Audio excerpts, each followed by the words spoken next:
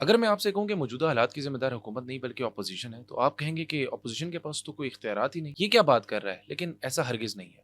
Phone को थाम कर बैठें, एक्सप्लेन करता हूँ। हमने हुकूमत पर इतनी तनकीद की कि हम भूल ही गए कि हुकूमत के साथ एक लेजिस्लेटिव बॉडी अपोज़िशन भी होती है। क्या आपको महसूस नहीं होता कि हमने कभी इस बारे में सोचा ही नहीं कि हम सारे सवाल सिर्फ़ हुकूमत से बराह रास्त करते हैं, लेकिन हमने कभी मुल्क में मौजूद अपोज़िशन से पूछा ही नहीं कि वो हमारे बिहाफ़ पर क्या कर रही है? अगर मैं आपसे पूछूँ कि आपको कोई भी गलत काम करने से क्या चीज़ रोकती है, तो आप कहेंगे आपका ज़मीर, जो मुझे ठीक गलत की तमीज़ सिखाता है। इसी तरह हुकूमती ढांचे का भी एक ज़मीर होता है, जो उनको गलत फ़ैसलों से रोकता है और वो ज़मीर अपोज़िशन पार्टी होती है, जो इस वक़्त तहरीक-ए-इंसाफ़ है, जो पाकिस्तान की तारीख़ की सबसे बड़ी अपोज़िशन जमात है।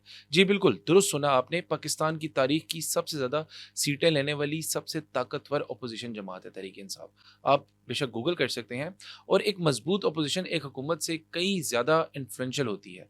लेकिन एक अहम सवाल ये है कि क्या इसने पार्लिमान के अंदर रहकर अपना किरदार अदा किया, जो एक मौसर अपोज़िशन से मुतवक्का किया जाता है। अपोज़िशन का काम हुकूमत की कानून साज़ी पर नज़र रखना, वज़ारतों का एहतसाब करना, मुतबादिल पॉलिसियाँ पेश करना और पार्लिमानी कमेटियों के ज़रिए रियासती इदारों से जवाब तलब करना होता है। इसकी बुनियादी ज़िम्मेदारियाँ ये सब इसके ढांचे का हिस्सा होती हैं। इसलिए पार्लिमानी कमेटियों को अक्सर पार्लियामेंट का इंजन रूम कहा जाता है, क्योंकि ज़्यादातर तफसीली एहतसाब और कानून साज़ी का काम यही होता है। ताहम 2025 में तहरीक-ए-इंसाफ ने कौमी असम्बली की मुतअद्दिद कमेटियों से इस्तीफे दे दिए। मीडिया रिपोर्ट्स के मुताबिक तकरीबन 52 अरकान ने मुख्तलिफ कमेटियों से अलहदगी का इख्तियार कर लिया, जिसके नतीजे में अपोजिशन ने कई अहम फोरम्स, हत्ता के बाज़ कमेटियों की सरबराही भी छोड़ दी, जिसमें सबसे अहम कमेटी पब्लिक अकाउंट्स कमेटी है, जो हुकूमत का अवाम के हक में कड़ा एहतसाब करती है। इस फैसले ने हुकूमत पर पार्लिमानी निगरानी को कमजोर किया, क्योंकि जब अपोजिशन खुद कमेटियों में मौजूद ना हो तो वजारतों से सवाल पूछने और सरकारी कारकर्दगी का जायजा लेने और कानून साजी पर असर अंदाज होने के मौके भी महदूद हो जाते हैं। दूसरी जानब तहरीक इंसाफ का मौक़िफ़ मुख्तलिफ है। पार्टी कहती है कि 2024 के इंतखाबात के बाद पार्लियामेंट अपनी इखलाकी और जमहूरी हैसियत खो चुकी है, इसलिए ऐसे निज़ाम का हिस्सा बनकर बैठना बेमानी है।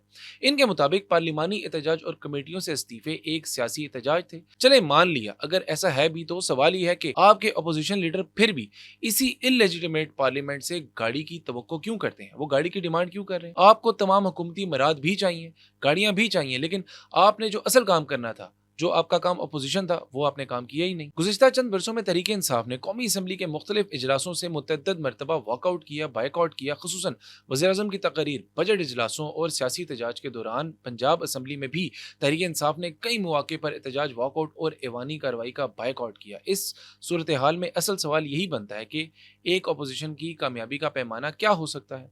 अगर कामयाबी का मतलब पार्लियामेंट के अंदर कानून साजी पर असरअंदाज होना है, हुकूमत का एहतसाब करना और कमेटियों के जरिए रियासती इदारों से जवाब तलब करना है, तो इसके मुताबिक तहरीक इंसाफ इस मैदान में बुरे तरीके से फेल हो चुकी है। 26वीं आईनी तरमीम हो, अदालती निज़ाम के ढांचे की तबाही हो या गैर आईनी बिल हो, इन तमाम चीज़ों में गवर्नमेंट को रोकने वाला कोई नहीं था, क्योंकि ये सब जब हो रहा था तो अपोजिशन सारी अडियाला के बाहर अडियाला की दीवार को दीवार गिरिया बनाकर इस्तेमाल कर रही थी कि जब तक इमरान खान साहब से मुलाकात नहीं होगी, वो बाहर नहीं आएंगे या वो खुद मौजूद नहीं होंगे, कोई फैसले नहीं हो सकते। यानी आप लोगों की सियासी बसीरत सिर्फ अडियाला के मज़ाफ़ात में घूमती है और आप पूरी अपोजिशन कलेक्टिवली एक फेलियर है, जिन्होंने अवाम के मसाइल और हुकूक के लिए कभी कोई ठोस एहतजाजी इकदाम नहीं उठाए।